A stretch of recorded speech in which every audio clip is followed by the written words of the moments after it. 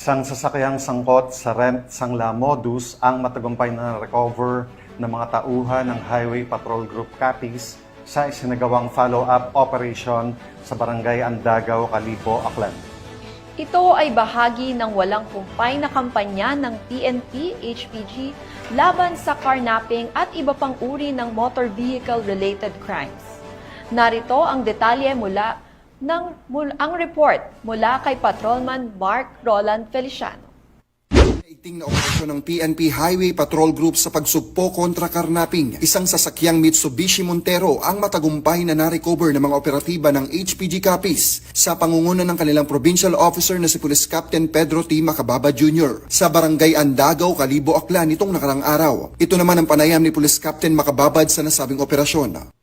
Swerte ng Silipag, Jerusalem, nagtungo sa opisina ng Regional Highway Patrol Unit 6, investigative session upang itulog ang kanyang reklamo regarding sa kanyang sasakyan na pinarakilahan noong April 2024 sa halagang 45,000 kada buwan. Ngunit ito ay hindi na binayaran at napagkalaman na ang nasabing sasakyan ay isinangla sa isang alias itik sa bandang Calibo.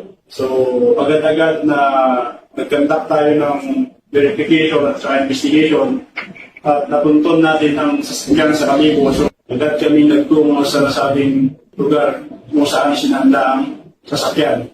At nung ipaliwanag namin ito sa napagsaanlaan, ay agad naman itong voluntaryong sinurrender nang malaman niya ang status ng dinala namin ng nasabing sasakyan sa Regional Highway Patrol Unit 6 para sa macro-routine examination at further verification. Ipinaliwanag ng HPG ang status ng sasakyan at voluntaryo namang isinurrender ito ng possessor. Pansamantalang nasa kustodiya ng Regional Highway Patrol Unit 6 ang nasabing sasakyan at sasailalim sa macro-etching examination ng forensic group. Sa anumang katanungan, reklamo o impormasyon, ang himpilan ng HPG mula Luzon, Visayas at Mindanao ay palaging bukas upang kayo'y tulungan. Kami ang Highway Patrol Group, ang kakampi nyo sa kalsada na patuloy na magbibigay ng serbisyong HPG dahil dito sa ating bagong Pilipinas, ang gusto ng pulis, ligtas ka. At sa iba pang balitang serbisyong HPG, tumutok lamang sa aming YouTube channel at Facebook page na Police News Network.